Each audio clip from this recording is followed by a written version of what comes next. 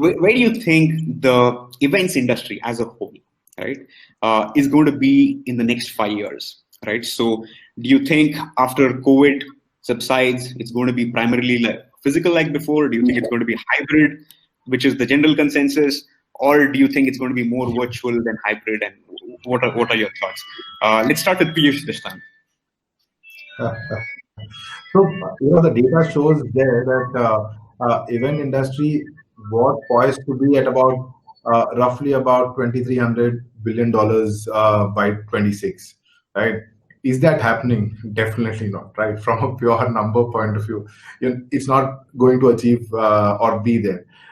Virtual was somewhere about 70-80 billion dollars, and now I'm sure it's kind of racing up further.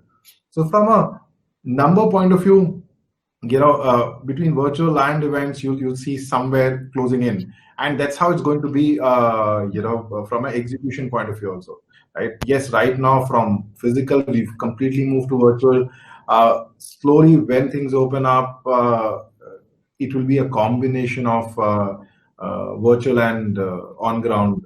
And where I see it is, I think the behaviors will change. The whole way people look at and do events will change. Some people would want to travel, some people will not want to travel. So yeah, I think about if I have to give my way we are looking at it, I think about 30-40% will be virtual and the rest will be on ground. On ground will be back for sure. I think we humans will not let on ground go away. That's not going to be.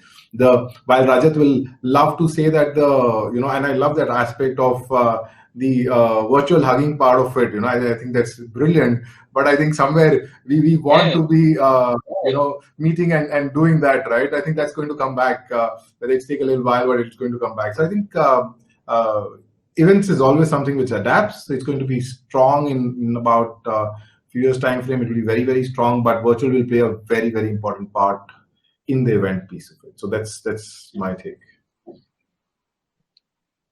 Awesome. Sandy, would you like to go next?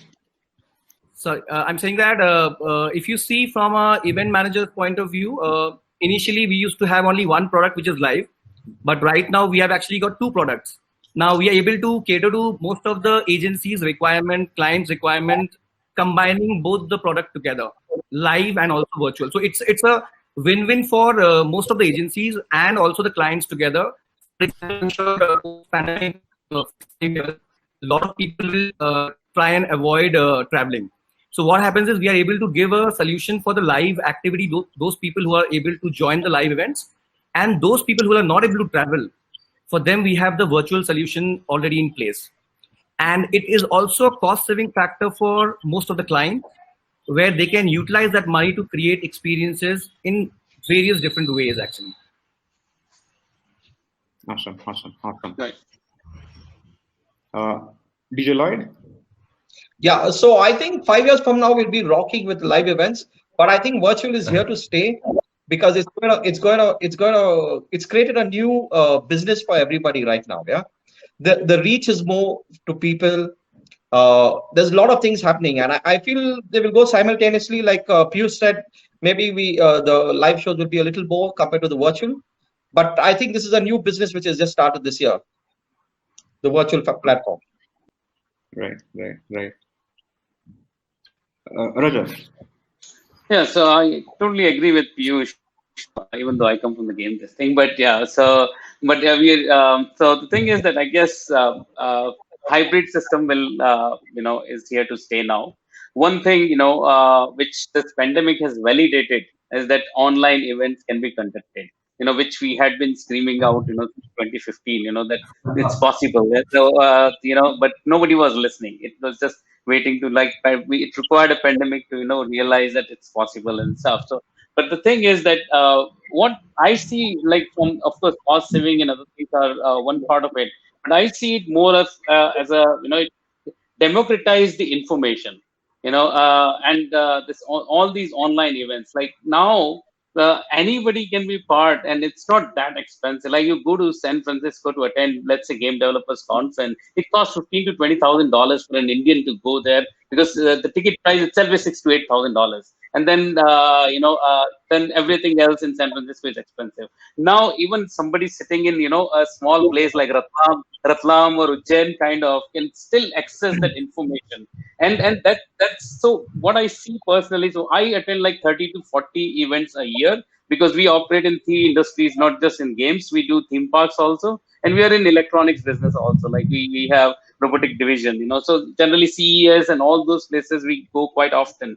And so the thing is that there are a lot of events which will stay there in physical form, and I'll continue to go there, but I'll probably cut down on my other kind of places where I generally go just for the information, and they will always survive. And I think they will have a parallel track.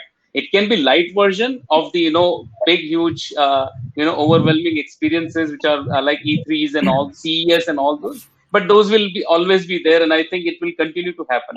Some of the like shows which are dying probably will completely move to digital, but I think the parallel track will always be there and will be there for a long time now. At least we'll never forget about this pandemic ever, I think. So I think